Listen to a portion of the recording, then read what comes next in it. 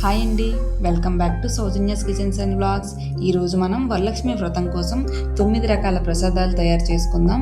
ఈరోజు మన మెనూలో పులిహోర, పాయసం, దద్దోజనం, కాబోల్ శనగలు, కొమ్ము శనగలు, హల్వా, కక్కరాలు, వడలు, అలాగే పెరుగు వడలు ఉన్నాయి.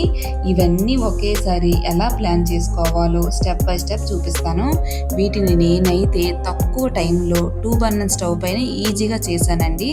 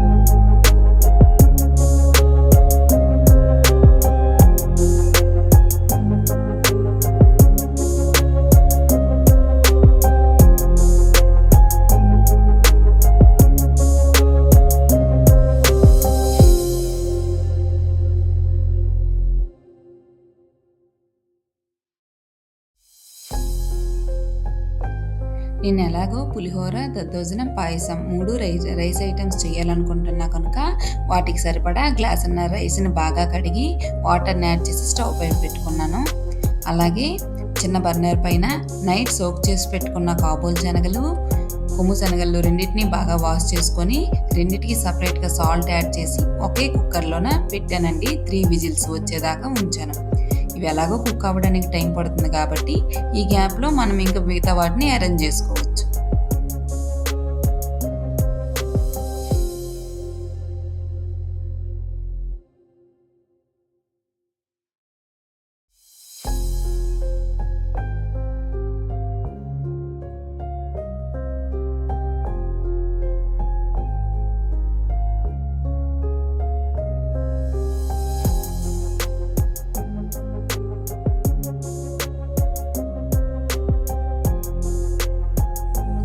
నేను ఇక్కడ గారెల కోసం పొట్టు మినపప్పును నానబెట్టుకున్నానండి.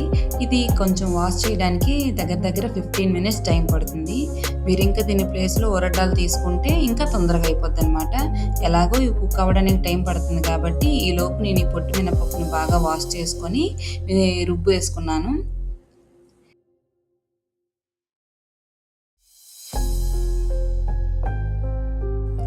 నేను ఇక్కడ గారెల కోసం రుబ్బేస్తున్నాను కాబట్టి మరి ఇంకా అసలు వాటర్ యాడ్ చేయనండి.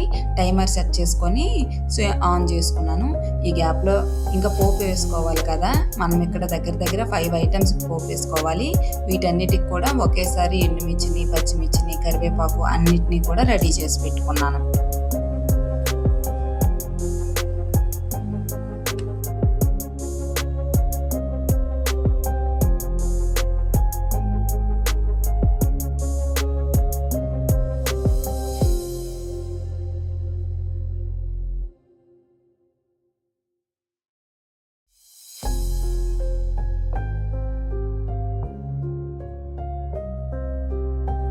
నాకు ఇక్కడ ఒక బర్నర్ ఖాళీ అయ్యిందండి. కాబట్టి ఇప్పుడు నేను పులిహోర కోసం అలాగే దద్దోజనం కోసం ముందుగానే పల్లీలు బాగా వేయించి పక్కన పెట్టుకుంటున్నాను.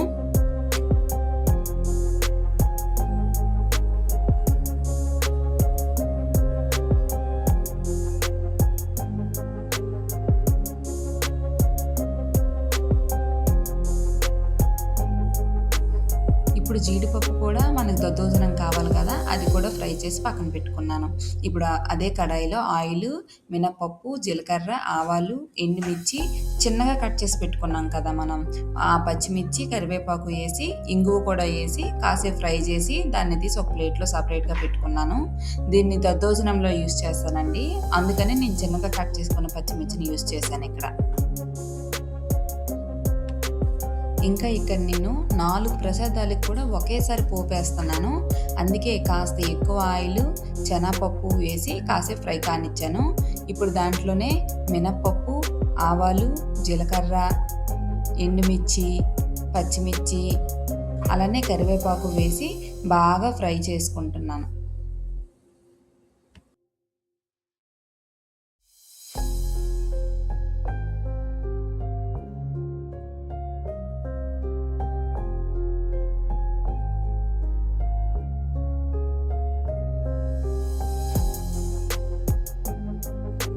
ఈ పోపు ఎగడానికి ఎలాగో మనకు టైం పడుతుంది కదా! అటుపక్క మనం పెట్టుకున్న శనగలు, కాబోలు శనగలు కూడా 3 విజిల్స్ వచ్చేసాయి. మరి ఇంకా స్టవ్ ఎలానో ఖాళీ ఉంది కదా అని మనకు పాయసంకి, దద్దోజనంకి పాలు కావాలి కాబట్టి అటుపక్క బర్నర్‌పై పెట్టుకున్నాను. ఇప్పుడు ఇందులో కరివేపాకు కూడా చెప్పాను కదా! వాటిని కూడా వేసి కాస్త ఫ్రై కానిచ్చాక ఇంకా అంతటిని తీసి కాస్త ఒక శనగలకి మాత్రమే అవసరమైనట్టుగా పోపుని ఉంచుకున్నాను కళాయిలో.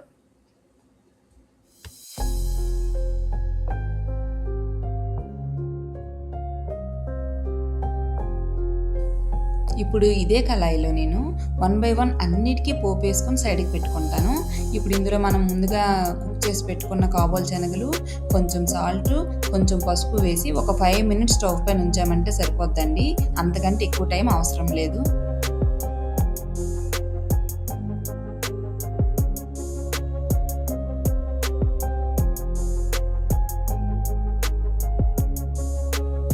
ఈ కాబోలు శనగలు ఇప్పుడు కుక్ అయిపోయి వీటినన్నిటికీ ఒక బౌల్లోకి తీసి సైడ్‌కి పెట్టుకుంటున్నా. మళ్ళీ ఇప్పుడు ఇదే కళాయిలో కొమ్ము శనగలు, అలాగే కొంచెం పోపు, పసుపు, ఉప్పు వేసి వీటిని కూడా ఒక 5 మినిట్స్ కుక్ చేసుకుంటే ఒక ప్లేట్‌లోకి సెపరేట్‌గా తీసి పెట్టుకున్నాను.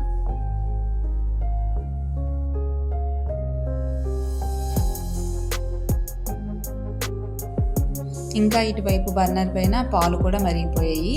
వాటిని కూడా ఒక సైడ్‌కి తీసుకొని ఒక కళాయిలో కొంచెం ఘీ, ఒక 3/4 గ్లాస్ దాకా నేను వీట్ రవ్వని యాడ్ చేశాను. అందులో కొంచెం జీడిపప్పు వేసి కాసేపు ఫ్రై చేశాను. ఆ తర్వాత 3/4 గ్లాస్‌కి 3/4 గ్లాస్ షుగర్, నేనైతే ఒక హాఫ్ గ్లాస్ షుగరే వేసుకున్నానండి. మీరు మీ టేస్ట్ తగ్గట్టు వేసుకోండి. వీటిని కాసేపు ఫ్రై అయినిచ్చాక 3/4 గ్లాస్‌కి 2 గ్లాసులు, అలాగే ఇంకా పావు గ్లాస్ వాటర్ యాడ్ చేసి కాసేపు బాగా కలిపి కుక్ చేసుకున్నాను.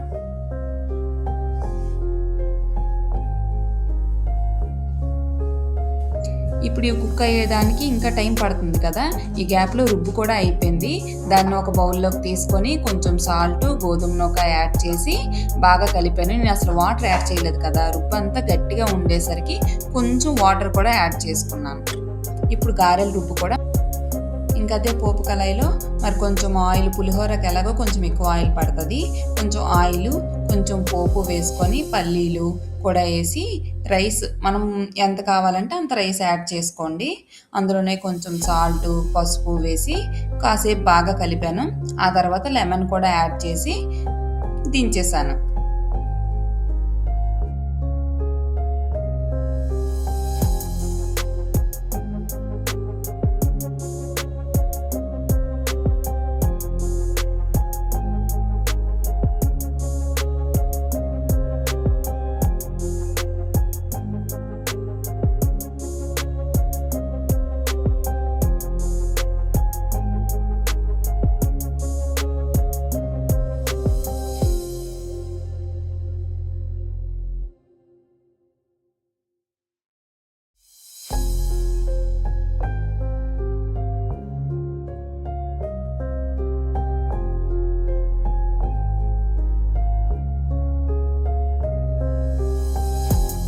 మనం ఇక్కడ చిన్న బర్నర్ పైన కక్కరాల కోసం ముద్ద పెట్టుకున్నాం కదండి, అది కొంచెం లూజ్గా ఉన్నప్పుడే కొంచెం తీసి నేను హల్వాలాగా సైడ్కి పెట్టుకున్నాను.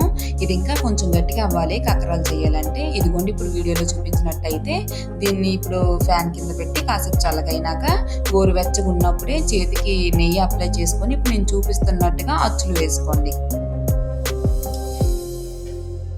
ఇప్పుడు ఇవి డిప్ చేసి ఆయిల్లో వేయడానికి మనకి తోపు కావాలి.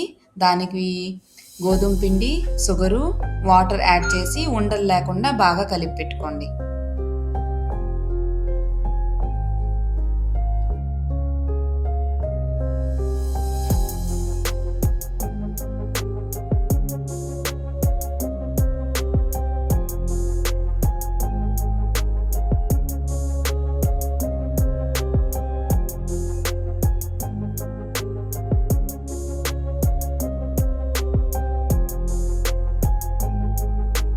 ఇంక ఇక్కడ తోపు ప్రిపేర్ అయిపోయింది కదా!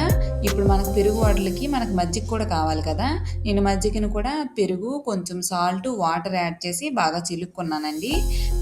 ఇందులో మేము మామిడోరు గాని ఎండు మామిడి టెంక ఉంటది. దాన్ని కూడా యాడ్ చేశాను. అది మీ ఇష్టం. మీ దగ్గర ఉంటే యాడ్ చేసుకోండి, లేకపోతే లేదు.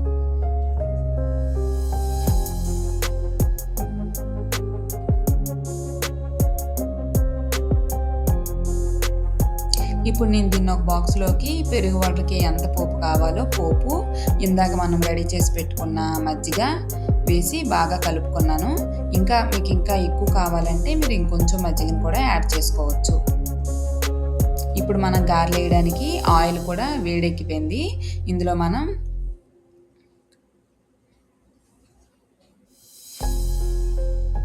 గారెలు వేసేసుకున్నాను.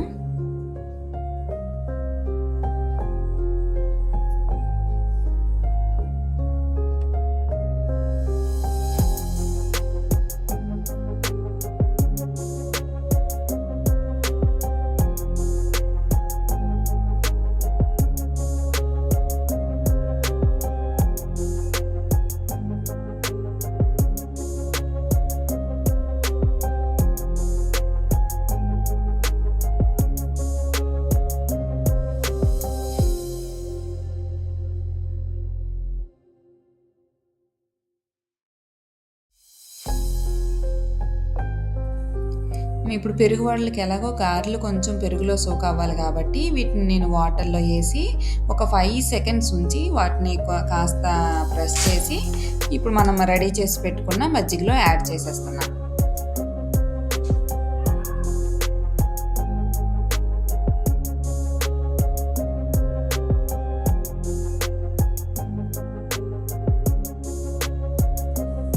ఇంకా సెకండ్ టైం కూడా వడలేసుకున్నాను. ఇప్పుడు మన వడల ప్రసాదం కూడా రెడీ. ఇంకా కక్కరాలను కూడా ఈ తోపులో పెట్టి బాగా అంతా కోట్ అయ్యేలా చూసుకొని వాటిని కూడా ఆయిల్‌లో వేసి మీడియం ఫ్లేమ్‌లో పెట్టుకొని 2 వైపులా బాగా ఫ్రై చేసుకొని ఓ పక్క తీసుకున్నానండి. ఇవి కూడా ఎక్కువ టైం ఏం పెట్టలేదు. మినిమమ్ ఒక 15 మినిట్స్ అంతే. అంతలో కంప్లీట్ అయిపోయాయి. మన కక్కరాలు కూడా రెడీ అయిపోయాయి.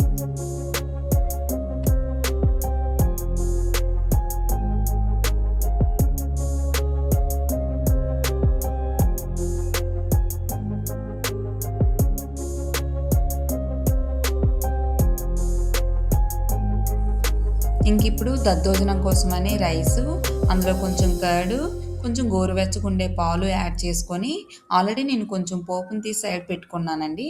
ఆ పోపును కూడా మనం ఫస్ట్ వేయించుకున్నాం కదా చిన్న మిర్చి వేసి, ఆ పోపును కూడా ఇందులో యాడ్ చేసుకున్నాను. అంతే, మన దద్దోజనం కూడా రెడీ అయిపోయింది.